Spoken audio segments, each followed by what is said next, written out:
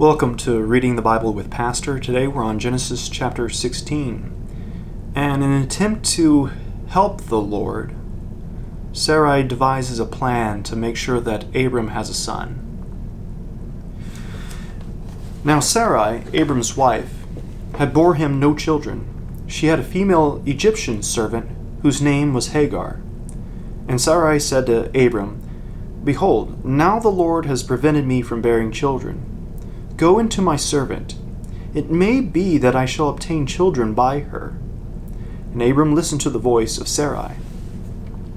Here, Sarai is taking it into her own hands to fulfill the promises of God. That's not what God had intended, and we'll see what comes of that. Verse 3.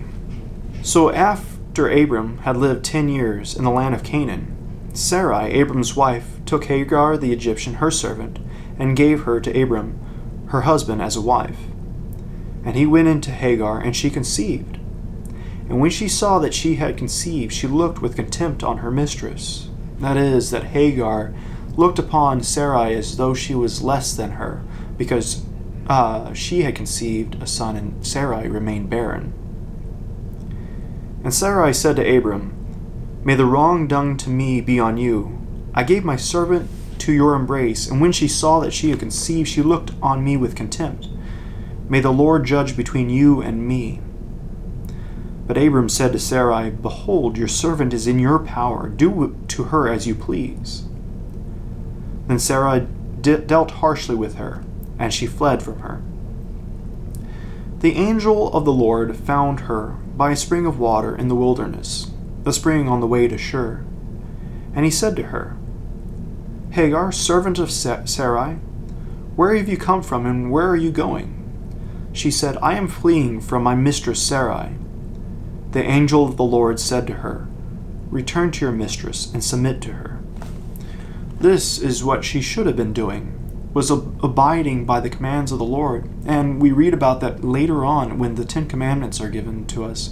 In the 4th commandment, honor your father and mother. That means to honor and respect all authority, which Hagar didn't.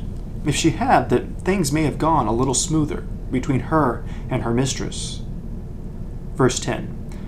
The angel of the Lord also said to her, "I will surely multiply your offspring, so that they cannot be numbered for multitude."